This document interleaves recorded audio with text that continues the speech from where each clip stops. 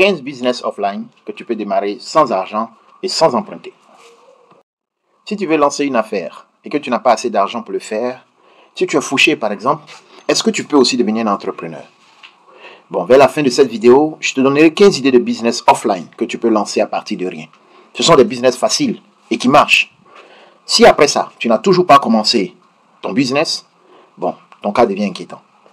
Mais sache que si tu es fauché et que tu as quand même une idée de business géniale pour lequel tu n'as pas encore de financement, tu peux quand même devenir un entrepreneur. Il faut d'abord appliquer ces 5 suggestions que je vais te donner tout à l'heure. Première suggestion, trouve un partenaire ou un associé qui pourra te financer le capital de ton projet. Cette méthode a été utilisée par plusieurs entrepreneurs célèbres. Par exemple, tu connais la marque d'ordinateur HP. Mais HP, c'est le sigle de Bill Willett et Dave Packard. Ce sont les deux fondateurs de la marque HP. Mais ces deux-là ont commencé leur entreprise en 1939 avec seulement 538 $. Ils se sont lancés d'abord dans la fabrication d'instruments de mesure. Leur compétence a plus tard été complétée par un investisseur qui leur a fourni 5 000 $ en échange de 50% des parts de l'entreprise. À partir de cet instant, l'entreprise a décollé et c'est devenu ce que tu sais aujourd'hui. En 2022, un sondage a révélé que 27% des entrepreneurs qui marchent ont financé leur entreprise grâce à des investisseurs extérieurs, tels que des amis, des membres de la famille, des investisseurs professionnels. Donc, présente ton projet à des investisseurs potentiels qui pourront devenir tes associés.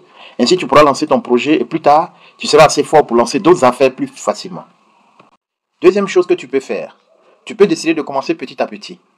Commencer petit à petit, c'est également une méthode courante pour lancer une entreprise avec peu d'argent.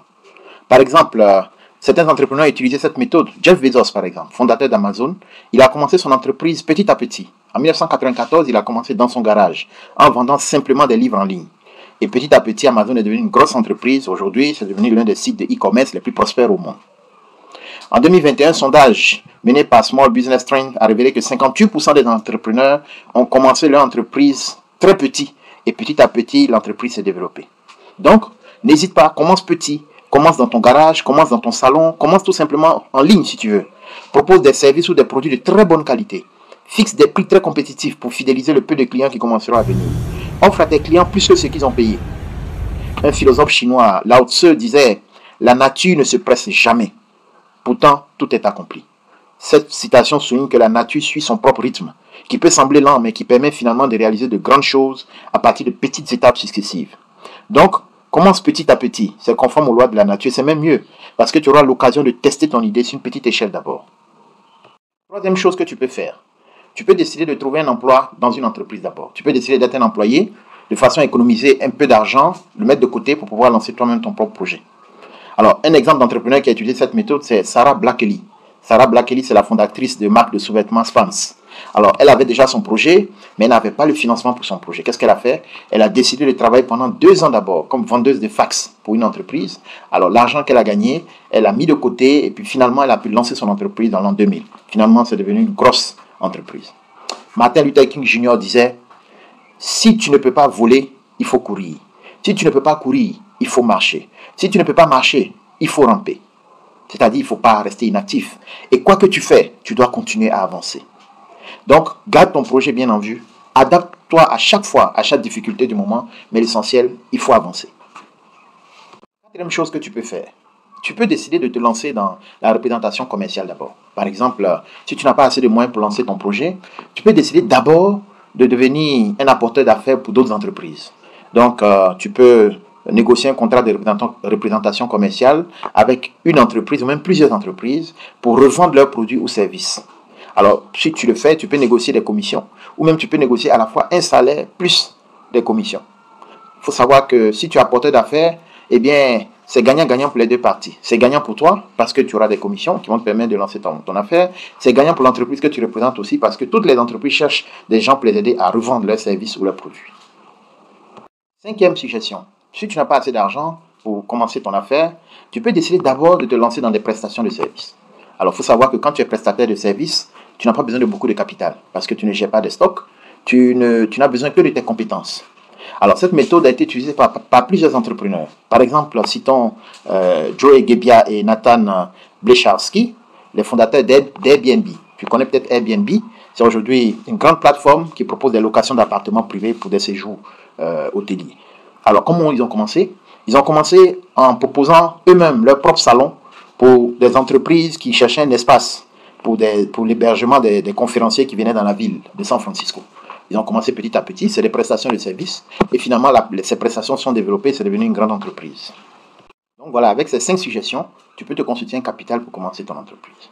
Bon, maintenant, si tu n'as pas d'idée pour faire pour ton entreprise, je te propose 15 idées pour faire pour des entreprises toutes simples, toutes basiques, qui peuvent commencer offline et puis petit à petit se développer pour devenir quelque chose de plus grand. Ou qui peuvent te permettre de constituer d'abord un peu d'argent, un peu de capital, pour pouvoir lancer maintenant un autre projet. Voilà.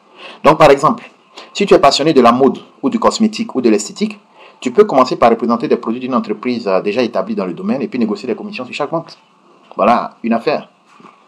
Par exemple, tu peux représenter aussi une entreprise qui propose des produits et services dans le domaine de la publicité et du marketing.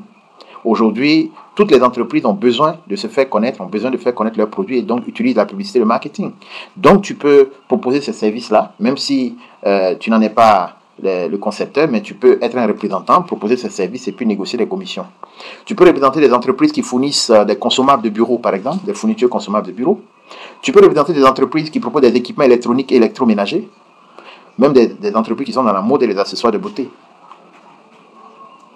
Si tu décides d'être un représentant commercial pour l'une quelconque des entreprises qu'on a citées plus haut, tu peux faire la différence, par exemple, en développant, toi, ton système commercial à partir d'Internet. Par exemple, en cherchant tes prospects via WhatsApp, via Facebook, via Instagram, etc. Et puis même, tu peux représenter plusieurs entreprises en même temps, donc multiplier tes sources de revenus. Maintenant, si tu ne veux pas représenter une entreprise, que tu veux toi-même proposer des services, il y a encore plusieurs choses que tu peux faire dans ce domaine. Si tu es un passionné de l'immobilier, par exemple, tu peux décider de te lancer avec ton propre label, mais petit à petit, tu commences d'abord en proposant des biens locatifs ou bien des biens à vendre, commencer petit à petit et puis te développer après. Tu peux proposer par exemple des services de coiffure, hommes et dames, ou de maquillage à domicile. La plupart du temps, les clients se déplacent pour aller se faire coiffer ou pour se maquiller, mais beaucoup de personnes n'ont pas le temps de se rendre dans ces établissements-là. Donc toi, tu peux proposer d'offrir ces services, mais à domicile. Voilà. Si tu ne sais pas faire ça, tu peux décider de te former avant de te lancer. Tu peux offrir même des soins de beauté tels que la manucure, la pédicure, l'esthétique à domicile aussi. Ça arrange beaucoup de personnes parce que beaucoup aussi aimeraient rester discrets, n'aimeraient pas se déplacer pour aller dans des endroits publics. Tu peux proposer des services de ramassage, des services de massage, voilà, de fitness à domicile. Beaucoup de personnes sont stressées et fatiguées par leur rythme de travail très accéléré. Elles ont besoin de déstresser au moins une fois par semaine grâce à des séances de fitness et de massage. Alors si tu as des compétences dans ce domaine, tu peux te lancer. Si tu n'as pas, tu peux te faire former d'abord aussi avant de te lancer. Donc tu peux chercher même des clients autour de toi ou bien sur Internet. Et puis au fur et à mesure, tu pourras même recruter du personnel pour t'aider. Et puis tu peux offrir tous ces services aussi à domicile. Tu peux lancer des services de livraison de nourriture et d'épicerie à domicile. Si tu as une moto, un vélo ou un véhicule, tu peux proposer de livrer les commandes des courses de supermarchés ou de restaurants. Bon, pour ça, il te faut parcourir quelques supermarchés pour essayer de négocier des partenariats, même aussi des restaurants. Une fois que tu as ces partenariats, tu peux aussi prospecter de l'autre côté sur Internet pour trouver des clients qui aimeraient que leur course soit livrée à domicile. Et puis voilà un service pour lequel tu peux te faire payer facilement une bonne somme d'argent et puis régulièrement. Bon, si tout ça ne t'intéresse pas, tu peux proposer des services de soins aux animaux domestiques, tels que la garde des animaux domestiques, la promenade des chiens par exemple. Bon, si tu aimes les animaux, que tu en as les compétences, c'est une bonne idée. Si tu n'en as pas les compétences, tu peux décider aussi de te faire former avant de te lancer. Beaucoup de personnes ont des animaux domestiques, mais n'ont pas le temps de s'en occuper, n'ont pas le temps de promener leurs chiens, ni de leur faire leur toilette. Bon, tu peux te lancer dans ce service-là. Ça ne nécessite pas grand moyen. Tu peux aussi proposer des services de nettoyage résidentiel ou commercial. Bon, pour ça, il te faut acheter quelques outils pour faire le ménage et puis te donner un petit look de professionnel. En tout cas, dans ce domaine, il y a du besoin. Tu peux aussi proposer des services de transport de groupe pour des personnes, pour des événements sociaux, par exemple. D'abord, il te faudra faire un partenariat avec des propriétaires de véhicules de transport en commun. Ensuite, tu peux négocier maintenant avec des prospects pour leur proposer de ramasser tout le groupe de personnes, peut-être qui se rendent à un lieu donné, un même endroit, ou bien qui quittent cet endroit pour se rendre chez eux à domicile. Et ce service-là peut être très intéressant pour des événements socio-culturels, des événements religieux ou des événements sportifs. Bon, si tout ça ne t'intéresse pas, tu peux même offrir des services de nettoyage à sec pour les vêtements et les tissus d'ameublement ou les tapis. Tu peux faire un partenariat avec des pressings, avec des entreprises qui font l'entretien des tapis. Bon, toi, tu peux décider d'aller ramasser le linge sale des personnes chez eux à domicile. Et une fois lavé et repassé, tu les ramènes chez eux. tu prendras quelques commissions avec l'entreprise de pressing, tu prendras aussi des frais de livraison à domicile, des frais d'enlèvement auprès du client, et puis voilà, tu peux gagner quelque chose pour mettre de côté pour lancer toi-même ton propre projet après. Tu peux proposer des services de réparation et d'installation de climatisation. Bon, pour ça, tu peux voir des entreprises ou des particuliers, souvent qui ont des équipements électroménagers, mais qui ne savent pas toujours vers qui se tourner pour l'entretien. Alors, si tu leur proposes donc un partenariat, tu peux entretenir leur équipement, mais en même temps aussi, tu peux faire un plan pour eux de renouvellement de leur équipement. Et pour ce plan-là, ils peuvent faire des paiements échelonnés progressifs jusqu'à ce que le montant de la valeur de l'équipement soit atteint. Et pendant ce temps, toi, tu as fait un partenariat avec des vendeurs d'équipements ou d'appareils, et ces vendeurs-là livrent l'appareil. Tu prends aussi des commissions avec les vendeurs d'appareils. Tu prends aussi des frais de prestation de services avec tes clients. Bon, et puis, une dernière idée.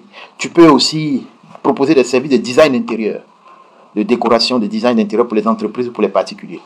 Si tu en as les compétences, tu peux proposer ces services de décoration d'intérieur. Pour t'aider, tu peux te faire former même sur des logiciels de conception de design d'intérieur. Et tu proposeras des maquettes à tes clients de redesign de leur espace. Si ces maquettes-là leur plaisent, eh bien, tu leur proposes d'exécuter la réalisation de cette maquette pour eux. Et puis voilà, tu gagnes aussi un peu d'argent. Bon, pour toutes ces petites idées de business offline, tu peux commencer petit à petit. Et plus tes clients seront satisfaits, plus ton entreprise sera recherchée et connue. Tu auras alors assez d'argent pour lancer maintenant ton projet principal. Mais n'oublie pas que le manque de capital n'est jamais une excuse pour ne pas entreprendre. Même si tu n'as rien, même si tu es fouché, avec un peu de créativité et de persévérance, tu peux trouver le moyen de lancer ton entreprise sans avoir beaucoup d'argent. Pour t'encourager, je te donne 4 citations qui vont t'encourager à ne pas abandonner ton projet d'entrepreneuriat simplement parce que tu es fouché ou que tu n'as rien. Alors la première citation, c'est celle de Albert Schweitzer, c'est un médecin humanitaire. Il a dit « Si tu aimes ce que tu fais, tu réussiras. » C'est à réfléchir. Deuxième citation, c'est celle de Mohamed Yunus, le fondateur de la Grameen Bank, la banque qui faisait des prêts sans intérêt aux pauvres. Alors, il a dit, le succès en affaires ne dépend pas du capital que tu possèdes, mais de la créativité, de la persévérance que tu as pour résoudre les problèmes. À réfléchir également. Harold Jenin, un homme d'affaires américain, il a dit, n'attends pas d'avoir de l'argent pour créer une entreprise, mais plutôt crée une entreprise pour avoir de l'argent. Intéressant, n'est-ce pas? Et puis enfin, Richard Branson, un entrepreneur, fondateur du groupe Virgin, il a dit, le capital n'est pas le seul élément clé pour réussir en affaires. Les idées, la détermination et l'effort sont tout aussi importants. Alors ces citations rappellent que le succès ne vient pas toujours du capital initial, mais plutôt de la passion, de l'engagement que tu mets à faire ce que tu fais. Si tu es passionné par ton entreprise et que tu travailles dur pour la faire réussir, tu peux surmonter tous les obstacles liés au manque d'argent et atteindre très vite tes objectifs. En fin de compte, le succès vient de l'intérieur et dépend de la manière dont tu approcheras les défis que tu rencontreras.